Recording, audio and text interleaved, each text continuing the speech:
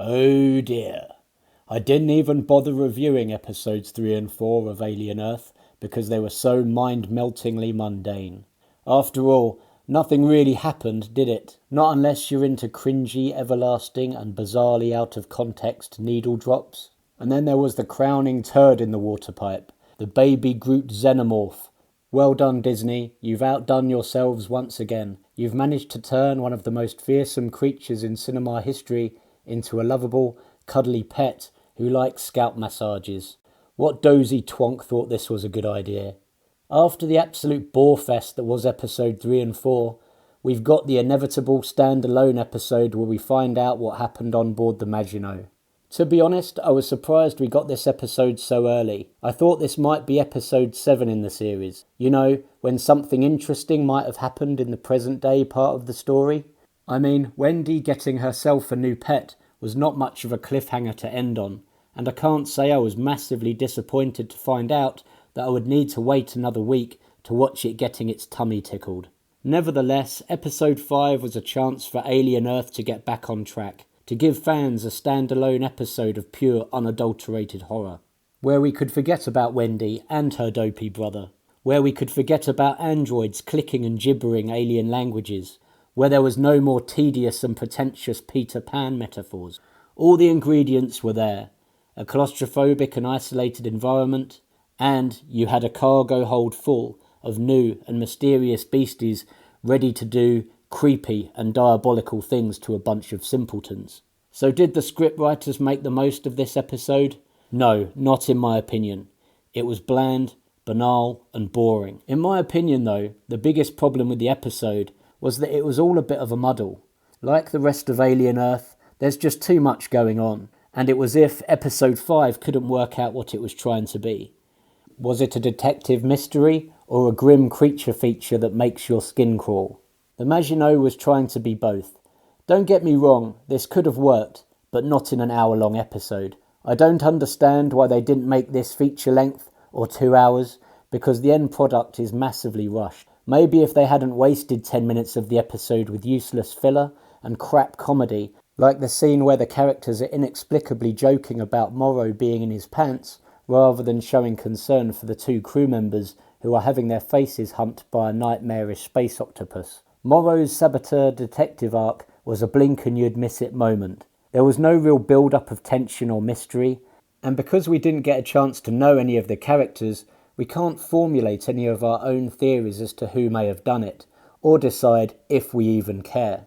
And then, when we did get the reveal, it's a character we haven't even seen before.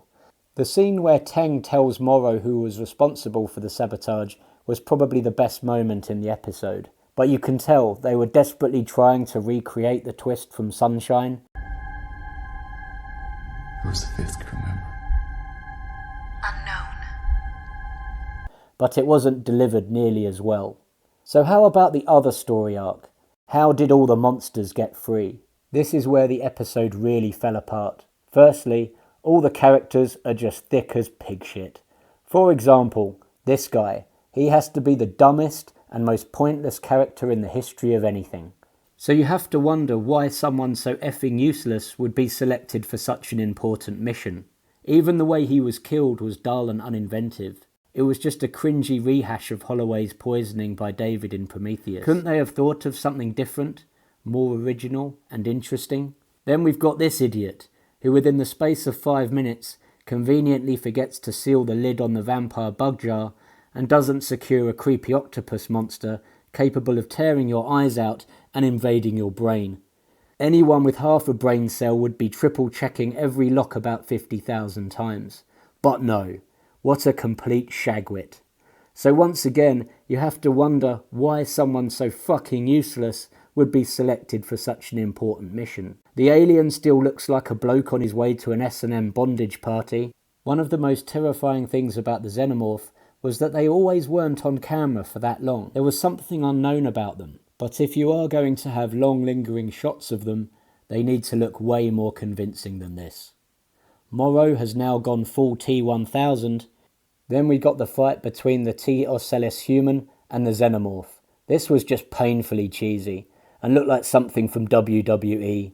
It also gave me severe PTSD as memories came flooding back of Michael Fassbender trying to out Jean-Claude Van Damme himself. 2 months ago, when I first saw the trailer for Alien Earth, I predicted the Xenomorph would be completely ruined by Disney, that they would try and reframe it as some sort of hero, used to fight against a bigger villain. Given that Wendy can now speak to, and probably control the Xenomorphs, this prediction has a very good chance of coming true. If this does happen, then Alien Earth is officially the most childish and predictable pile of tosh ever written. So who is the big fight of the series going to be between? Well, from my elementary mathematics, we have only seen 4 villainous alien species so far. But we know from the trailer that there are going to be 5. So where is Species 5? Given the quality of what we've got so far in Alien Earth, I suspect this. Teocelis will firstly take over Nibs, and then Species 5. Species 5 will then go on a kill-crazy rampage that will threaten the whole of humanity. Wendy will then be forced to team up with the Xenomorphs in order to take it down. Morrow, remembering his lost humanity, following a few emotional flashbacks of his daughter, will remember that he's actually a good guy deep down, and help them. Remember. So what are my final thoughts on episode 5 of Alien Earth? It had great potential, but the writing, the acting, and the creature effects massively let it down. That said, it was still a million times better than what we've had so far. Probably the biggest disappointment for me was that we didn't get to see T. Plumicare eat and dissolve anyone. Out of all the aliens so far, that's the one I find the most interesting. So it's irritating it's done sweet FA so far. Icarus. Yes. Who's the 5th crew member? Unknown. Where is the 5th crew member?